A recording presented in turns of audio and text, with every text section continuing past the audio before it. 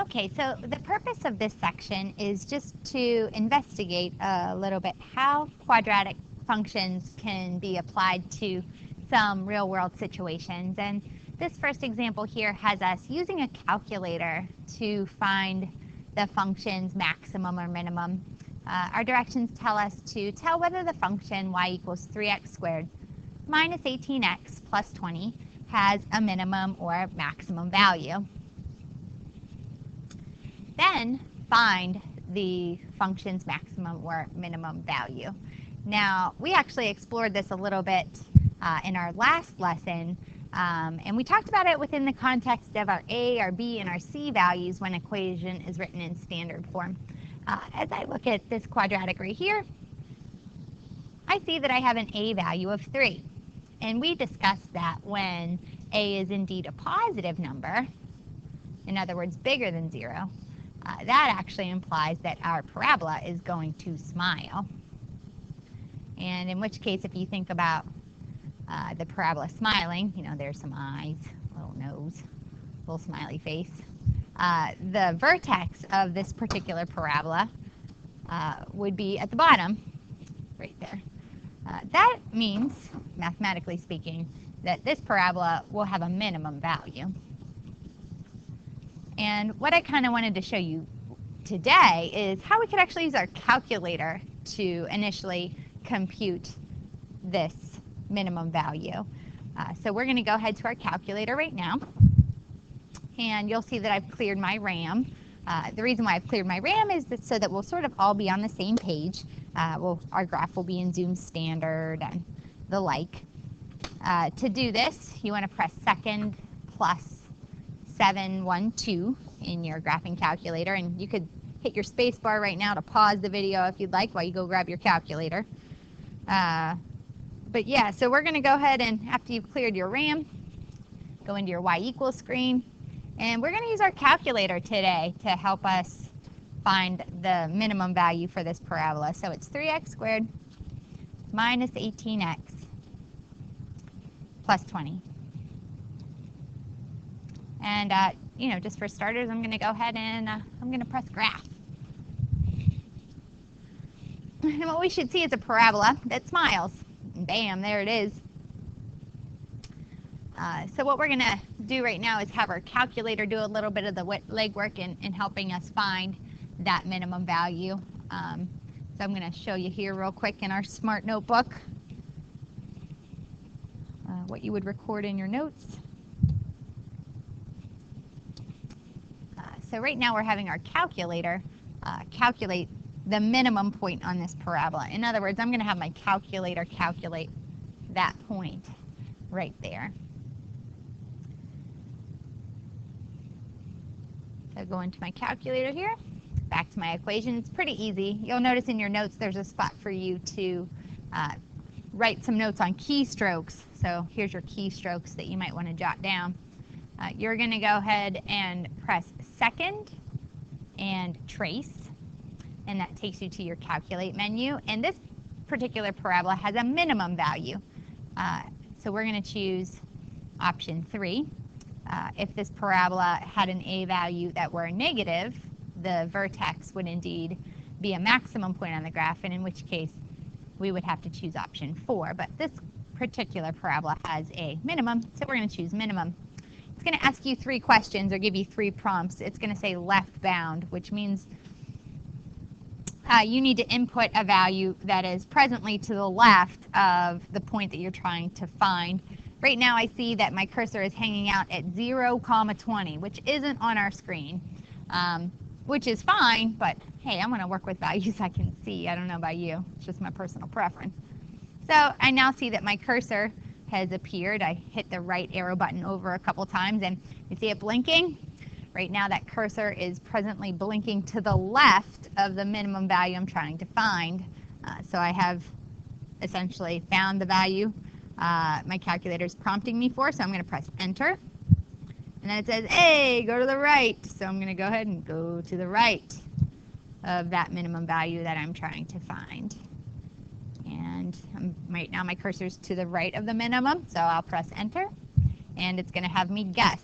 going to ask me if I would like it to guess. And why, yes, calculator, I would like you to guess. So I'm going to press enter. And you'll see that the minimum value for this parabola was computed to be 3, negative 7. Our algebra would allow us to verify this. So that minimum point right there is 3, negative 7. That's that minimum point on the graph. When we define a minimum, I should go ahead and let you know that we actually really just need the y value from this coordinate. So when it does ask you to find the actual minimum value, you can just say y equals negative 7. Our algebra from the previous lesson would support this. If you took some time just briefly to compute the axis of symmetry, at negative b over 2 times a, you'd see you'd get 18 over 6, which is 3. So x did equal 3, according to our calculator. And then to get that negative 7 back out, you folks know that we would just take our x value of 3 and plug that in where we see our x in our equation. So I'm going to take 3 times 3 squared and subtract 18 times 3 plus 20. 9 times 3 is 27. Minus 54.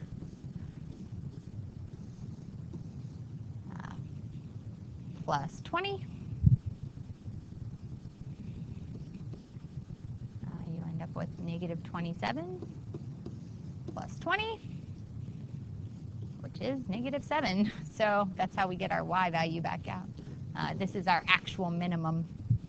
So that's just to show you another way you could use your calculator to help you produce the minimum or maximum value of a quadratic function. Now we want to go ahead and take a minute to see how this would be remotely helpful in the real world. So we have a word problem.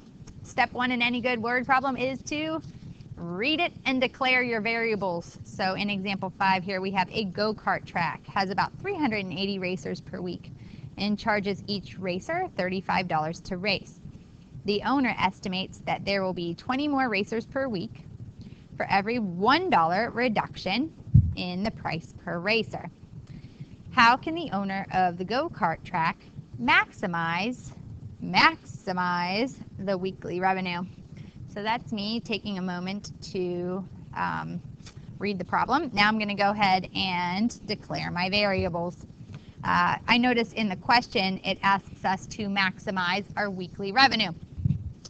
Because they tell me that it's a maximum value I'm trying to find, and I just learned on my previous slide that maximums and minimums are y values. If they're asking me to maximize the revenue, I know that my y value must refer to the revenue in the problem. And what would this revenue be based on?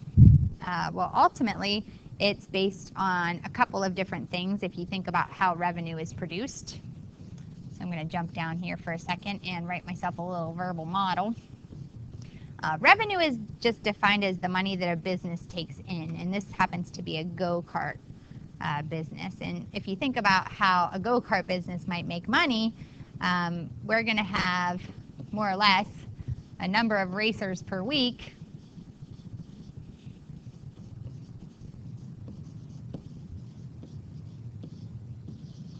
multiplied by the amount of money per racer.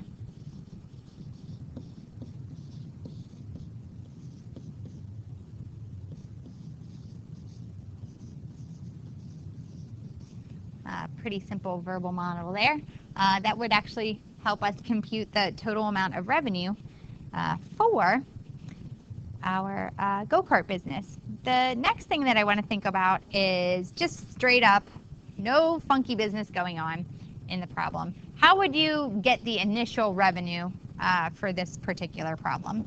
And what I notice from the words in the problem is that they start off with 380 racers per week, and each racer is charged $35. So if I wanted to figure out the base revenue, I would have to think about it as perhaps 380 racers times $35 per racer. So that's the initial revenue. But apparently for this particular owner, that's just not good enough. So 300 times 35, maybe that's just not paying the bills. So he wants to increase his revenue. And according to this word problem, he devises a plan.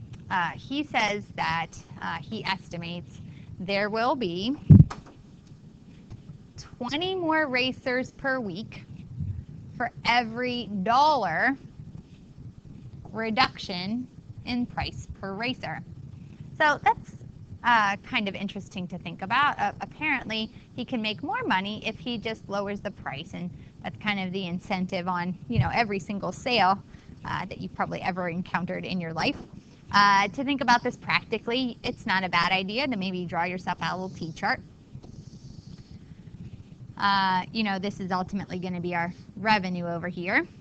And how that revenue gets computed is based on an amount of money for each racer times the number of racers per week. So let's talk about what happens if 1 week goes by. So if I let 1 week go by, what I notice is that he's going to, 1 week go by, and I'm going to knock $1 off the price. So let's say I knock $1 off the price. Let's see what happens then. What we would end up doing is, oops, 1 second here. Gotta fix something. Sorry about that. Something was up with my recorder for a second. Okay, so what I was saying was, let's just run the revenue here if we knocked $1 off the price. Let's see what would that do for us. According to the wording in the problem, if he knocks $1 off the price, that means he would be charging $34 a racer. He supposes that he would, in essence, make 20 more racers per week appear. So what we can do is just add 20 onto our initial value. He gets 20 more racers per week out of this deal. So his revenue looks like it would increase, right? 34 times 400 gives us 13,600. That's opposed to, just to be clear, 380 times 35 from before. That was only 13,300. So it looks like this guy's plan is working. Let's knock maybe another $1 off the price and see what happens. So at $2, knocking $2 off the price would take it down to $33 per racer. And then he's going to bring in 20 more racers, so 420. So 33 times 420. Oh, and it worked. We got $13,860. And we could carry this pattern on, but I'm assuming after so long, you knock so many dollars off that there might be some diminishing returns. Why I like the T-chart is because it does do a nice job illustrating what our equation should be. So if you go back and take a look, we did say, hey, our Y value was our revenue. That's ultimately the output in the problem. But we didn't really declare an X value, if you notice. You probably did, because you folks are pretty trained to declare your variables. In this case, I would just let X be my number of dollar reductions off of the price.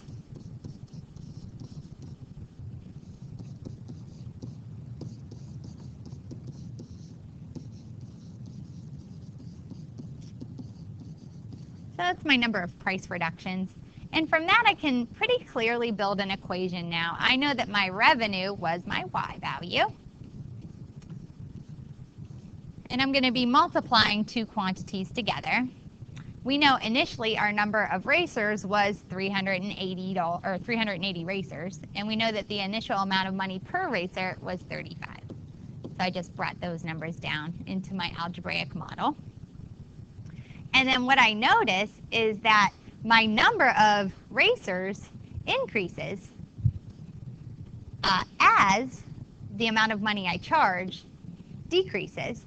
So what I notice is if I take off $1, or if I just do one price reduction, for every time I take off or do one price reduction, I actually get 20 more racers.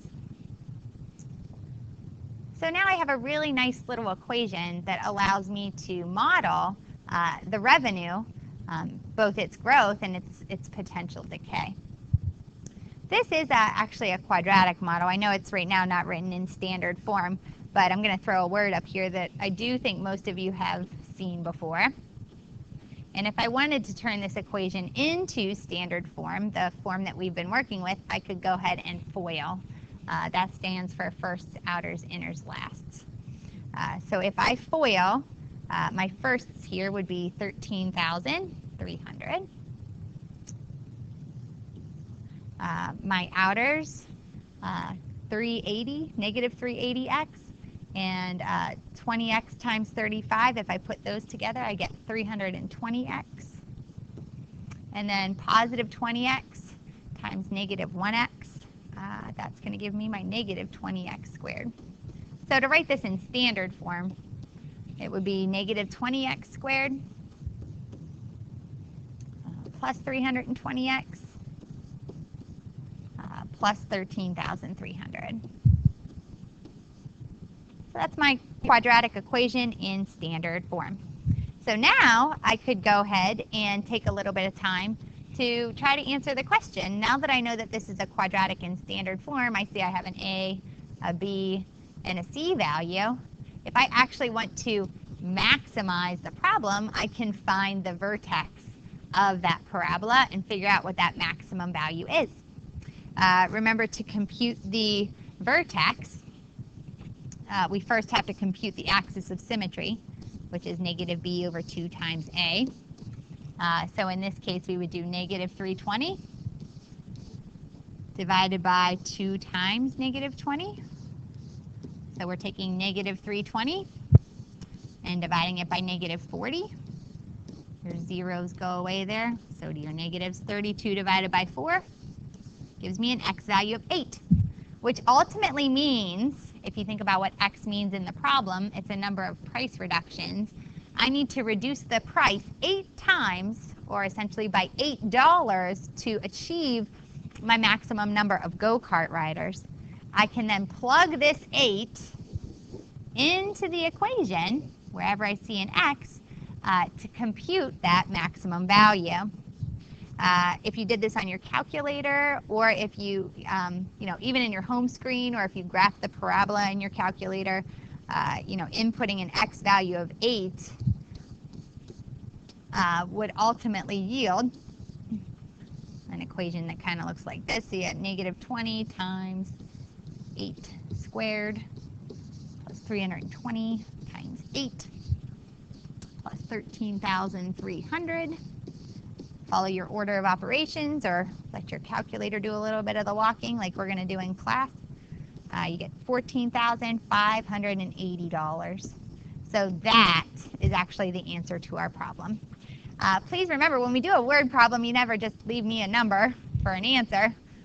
Although this calculation is great, you ultimately want to, write your answer as a sentence. So to finish it up, what I'm saying is my marker, ruh-roh. Another technical difficulty. My green marker stopped working. The owner, just to give it a little sentence, should essentially reduce the price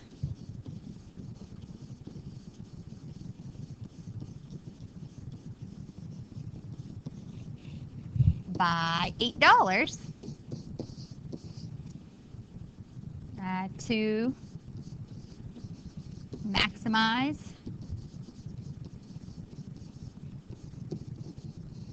the revenue to $14,580. And I had to be elaborate because it said how, I believe, in the problem. Go back up. How can the owner? See, it says how can the owner?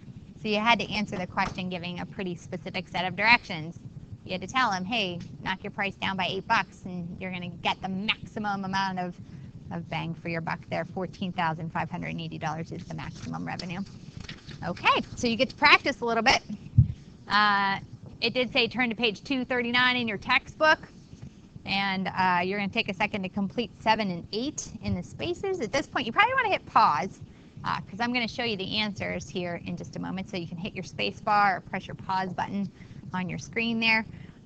And you're going to work out those 2 problems. I'll go ahead and post the answers. So when you're done, you can press play. Okay, so ultimately for number 7, you were asked to find the minimum value of y equals 4x squared plus 16x minus 3. Again, the minimum value is always just the y value. So your minimum y value there was negative 19. You could have calculated your vertex, negative 16 over 8. You plug that then into your function, you would get negative 19 back out. Number 8 is a what if. So what if we went back to our example and suppose for each $1 reduction in price per racer, we get 40 more racers per week. How would we then maybe modify our equation, and how can we get the weekly revenue to be maximized? Well, we would modify our equation. See what I highlighted there? I swapped out the 20 and I put in a 40. So pretty simple. You could just type this equation as is into your calculator and go ahead and calculate the maximum that way. Or you could FOIL, find your new vertex, and then after you find your vertex, find your new y value. It ends up maximizing the revenue at $19,802.50. Okay, so we will do more of this when you come back to class. Have a nice night.